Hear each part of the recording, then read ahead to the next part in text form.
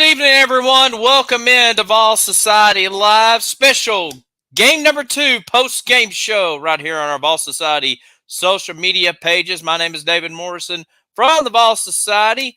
Excited to bring this episode of Vol Society Live to you. Make sure we are live. We are live indeed. So come on in. We'll wait a couple minutes to get everybody in here as we are live. This is your show. This is your chance to be heard on our social media pages on Facebook, on Twitter, and on YouTube. We'll wait to get everybody in here. Shout out to Chris leaving us a first like on the Facebook page. Like I said, we'll go wait here a minute here, get everybody in here. Welcome, everybody. Welcome in. This is your show. This is your chance to be heard. Talk about today's big win over Texas A&M as we have now tied the series up 1 game apiece. Winner takes all tomorrow night at 7 o'clock Eastern Time, 6 o'clock Central, right here or on the ESPN. And we are going to have pre- and post-game coverage right here on our Ball Society social media pages. So if you have any comments or questions, go ahead and start answering them right now. Got a lot to talk about here tonight. We'll go ahead and get all these graphics pulled up here. Let's go ahead and dive into this baseball game. Tennessee defeated Texas A&M 4-1. The final score today.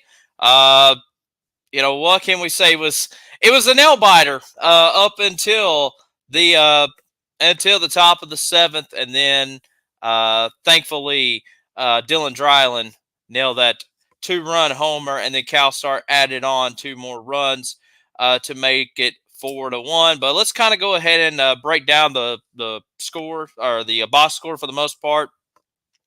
For Tennessee today, Christian Moore 1 for 3 today with a run, 2 walks in this game. Blake Burke 0 for 4 today with a walk and a strikeout.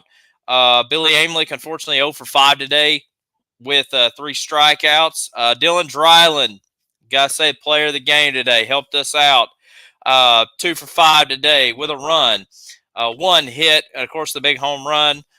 He struck out a couple times. Hunter Inslee 1 for 4 today. Kavaris Tears 1 for 4 today. He had 3 strikeouts himself. Dean Curley was 2 for 4 today with a run. Cannon Peoples was the designated hitter today. If you remember last night, Reese Chapman started in right field. That was not working out. Tony Vitello made that quick change, and we didn't get to see Chapman today as Hunter Inslee, who designated hit it in game 1, went back to center field for game number 2. And moved Kavaris Tears from center to right. And then Cannon Peoples, who's the backup catcher, was DHing today.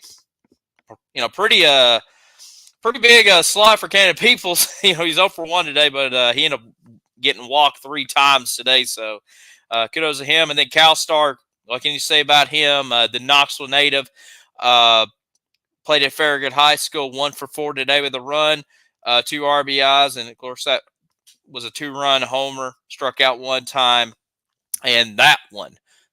Like I said, for everybody coming in, welcome into Vol Society Live's post-game coverage. Thank you for everybody. We were going to start at 6 o'clock, but had some prior commitments come up. So put that post out there, and thank you for everybody responding positively to that. So like I said, plus it kind of helps everybody out to kind of get dinner plans done, maybe church services done, whatnot, and kind of settling in here. We'll be on here for a pretty good while, so if you're tuning in, share the video out, get some other Vol fans out here, tell us that we're live tonight, and also leave your comments and your questions. We're going to read your comments and your questions. We'll give you a shout-out on the Facebook page. Shout out to Faye leaving us a like on the Facebook page. Let's get this up here. All right, so continuing on here, as we got, let's see here. I'll go ahead and read our first comment here. Chris says, "Go Vols, let's take it all." Indeed, let's take it all. I'm feeling very confident about tomorrow night there, Chris. Especially if we're going to have Xander Sechrist go for Game 3, it's going to be an easy night, hopefully. and probably not. Hopefully not. Well, it's going to be a stressful night either way, but hopefully be kind of an easy night for the most part. Drew Beam today, 4 innings pitch, 3 hits, gave up 1 earned run, 7 strikeouts, 2 walks, and of course gave up that home run in the top of the first, but then he dialed it in the rest of the way. Aaron Combs, what can you say about Aaron Combs? Dude was amazing today. 4 innings pitch, 5 strikeouts, couple walks, gave up 3 hits. Ended up picking up the win today. It's his 3rd win of the season. And then Kirby Connell came in there, gave up, unfortunately, 2 hits early on. And, that was, actually gave up a hit, 1 hit, really. Wasn't looking too good either way. But then Nate Snee came out there and closed it for us. Picked up the save, his 6th save, I guess, of the season. So, yeah.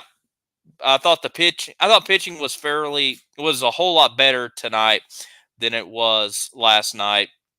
Very, very happy for those guys. They deserve it. I mean, kind of getting back into more of a swing of things, if you will. To give a shout out to Susan, liked us on the Facebook page. Like I said, still tuning in. Leave your comments and your questions. We'll read them here tonight. And also, don't forget, we're going to have pre and post game coverage right here on our Ball Society page. We're going to have a pre-show starting around 6:30 Eastern Time, 5:30 Central, and that will lead us right up to the game. And then we will wrap it up as soon as it's over. Either we're going to be national champions or we're going to be heartbroken. Hopefully, it's the national championship for tomorrow night. Like I said, and like I said, what are your thoughts on the game in general? Just kind of thinking of some stuff throughout the game. We'll talk about Drew Beam just a minute ago. Man, kudos to him getting that pick off at first base. Tennessee made the challenge, ended up winning the challenge. And then Aaron Combs did the exact same thing. So, our pitching staff was really dialed in as far as their awareness goes tonight compared to last night. And then it'd be just a fantastic job overall. I know some people are kind of wondering about Christian Moore. He left in the 9th inning. He was looking at his hand. Kind of got dirtied up. I got a text from a friend. This is from Eric Kane, one of the Ball Insiders. Eric Kane said that Christian Moore is playing tomorrow. They lifted him they took him out of the end of the game. Or near the end of the game for precaution and for better defense, and that's why we saw Antigua came in there in the 9th inning. He played second base, so Simo will be playing tomorrow night. There's a little concern over that. Shout out to Sydney and Jeff leaving us a like on the Facebook page. Like I said, continue with your comments and your questions. Let's talk about this. This is a big win today for Tennessee. Like I said, let's talk about it here. Texas A&M, we'll go ahead and kind of read what they've done today. They only had 1 run, obviously. They had 7 hits as a team, 1 RBI, 1 home run. They struck out 12 times today and 4 walks. And if you compare that to Tennessee 4 runs off of 7 hits, 4 RBIs, 2 home runs, 6 walks, 12 strikeouts in the game. And also probably the biggest storyline going in or up until the 7th inning was the runners in scoring position. We saw Tennessee, kind of attack early, getting guys on base, but then left too many guys on base. 1 for 8 with runners in scoring position. That was kind of a big eye opener. But for me, it felt like Tennessee was really kind of chipping at them, and I knew they eventually were going to have to break through somehow and some way, and they ended up doing it right there at the end. So kudos to there. And now we set up for this all-important deciding game tomorrow. Like I said, so we need more from the Facebook page here. Let's see, we got everything. All right, cool. Yeah, I'll just say this as far as tomorrow goes. I'm excited to see what's going to happen. I'm excited to see Xander Seacrest go tomorrow. He has been our best pitcher the last month. Be interesting to see who A&M goes after or sends out there tomorrow. I know they were warming up their closer towards the end of the game. I don't. Now, I'm not speculating he's going to start, but we saw him. He really hurt us in game one. Struck our 7 Tennessee Volunteer players out in game one, and now you go into this exciting game. Cortez today for Texas A&M. Get his numbers really quick here. Yeah, Cortez went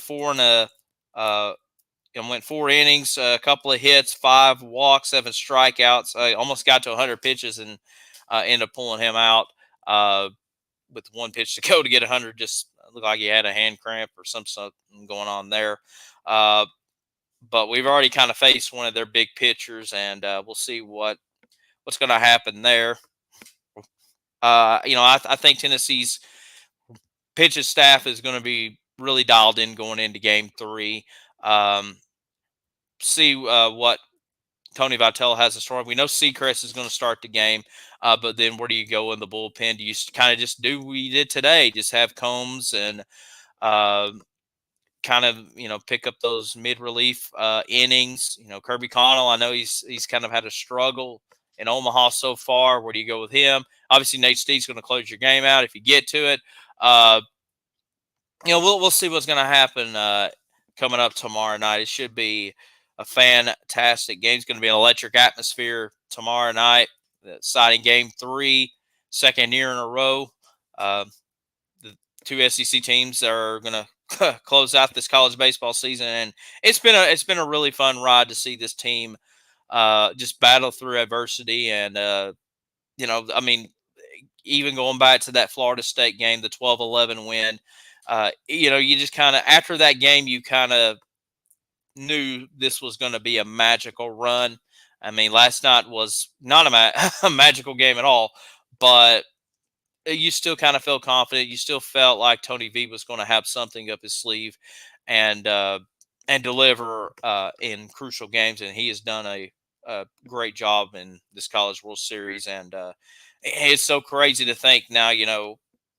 Tony V's been with us since 2017, and that 20. Well, I would even say going back to the 2020 season before the season got canceled, Tennessee got off to a really hot start, and unfortunately didn't get to see the end result. But then 2021 through now, SEC division titles, SEC tournament titles, regular season championships, and then getting to Omaha 3 times in his tenure. Now we're finally 1 win away from a national championship. I mean, it just proves that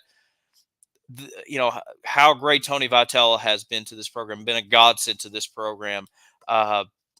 Just done a fantastic job. It's a different style of baseball that has not been seen in Knoxville and definitely in college baseball in general. But kind of going the beat of his own drum and taking no prisoners and just building an exciting brand of baseball. And we've seen some great ball players come through the last, few years since he's been there, especially in the last 3 years. And this team is already special as it is, but this can really seal the deal as one of the all-time great Tennessee teams in school history at this point. Obviously, definitely the greatest. Definitely the greatest in Tennessee history. Chris says it looks like the SEC is taking the College World Series in football. They are indeed. We've known the dominance of SEC football, for 3 decades now, and college baseball is right in the thick of things too. We there was 11 teams that made the NCAA tournament from the SEC this year. And then, of course, the final 8 teams, 4 from the SEC and 4 from the ACC. It's just been remarkable. And the ACC was quickly eliminated in the tournament. Florida and Tennessee put the last team out with Florida State. And watching us tonight says, Go Vols on Facebook. Go Vols, back to you. I don't know if we gave a shout out to Jack, but we'll give a shout out to Jack on leaving us a like on the Facebook page. Like I said, continue your comments and your questions. Got a lot. Shout out to our viewers on Twitter. I see you right now. Like I said, go ahead, leave your comments and your questions. We're going to read them live on the air tonight. And give you a shout out too if you leave us a like or mainly on the Facebook page. I wish I can see y'all on the other social media platforms, but it's all good. Like I said, it was a remarkable game. It was stressful up until the seventh inning, but obviously Dylan Dryland. What can you say about Dylan Dryland? What he's done so far? Obviously, I think if Tennessee clinches it tomorrow night, and your MVP is going to probably be Christian Moore with the second cycle in College World Series history. But man, Dylan Dryland should be in that discussion too. A huge hero today, and Cal Stark. Like I said, Drilling is the one that gave us the lead, and then Cal Stark just added the insurance runs in there, and done a fantastic job hitting in that 9 slot, and then you start back over with Christian Moore, and you got, arguably one of the toughest lineups, I would say, in college baseball history.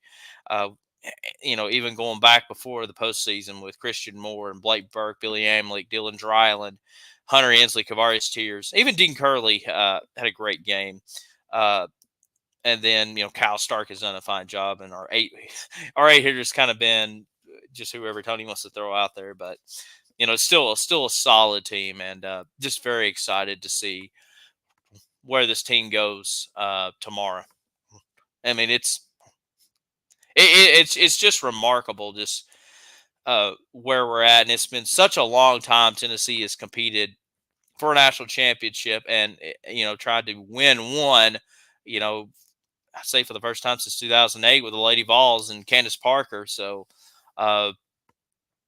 16 years ago now at this point. So, exciting time. And, we've talked about this ad nauseum on Fall Society Live the last, 2 to 3 years. But when Danny White became the AD, and with Donnie Plowman and Randy Boyd, and, having a good cohesive unit that communicates very well, that loves the University of Tennessee, that wants to see the athletic department succeed in every sport, they have delivered everything to us. And with the football team playing at a fairly high level, definitely a high level, the basketball team doing fantastic, softball, golf, tennis, and of course baseball in the thick of things. And could see women's basketball rising to the top. We'll see how Kim Caldwell will do coming up this season, establish that program. But it's just so exciting to see. When Brad, our founder, launched Ball Society in 2020, it was a very dark time in Tennessee athletics with the investigation and underperforming in a lot of sports. And then you had the AD change.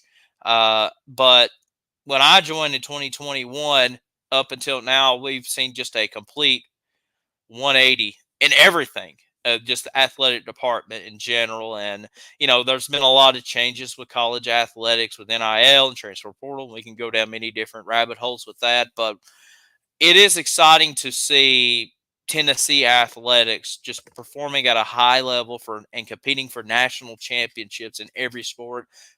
And now here's, a chance for Danny White to win his first national championship at the University of Tennessee.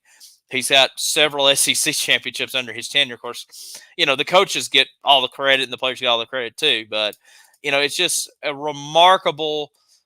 it's just been a remarkable turnaround. It's so exciting to see just the city of Knoxville, primarily a college town, but just the city of Knoxville, excited for athletics, fans turning out for games and stuff. And yeah, ticket prices have definitely went up, especially in the last couple of years.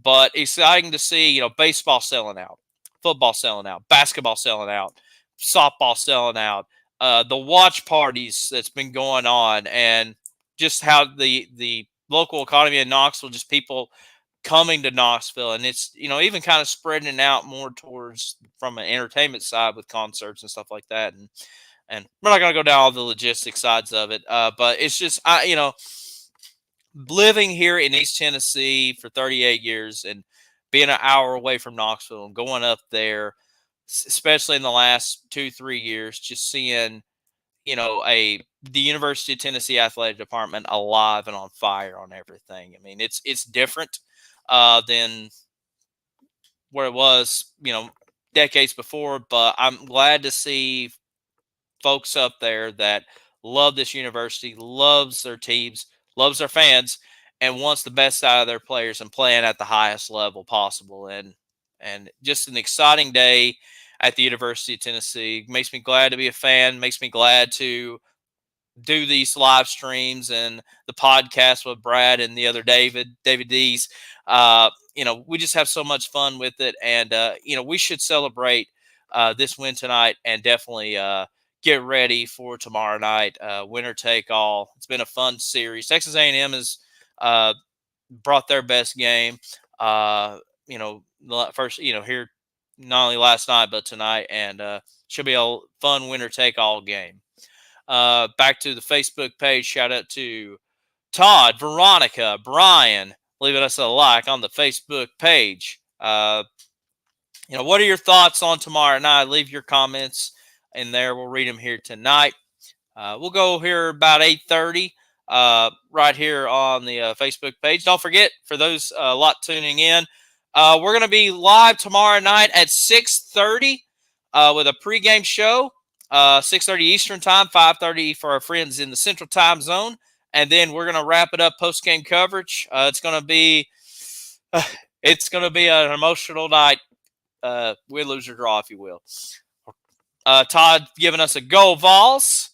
Go Vols. Back to you, Todd. Veronica says, hope we get the natty. I do too.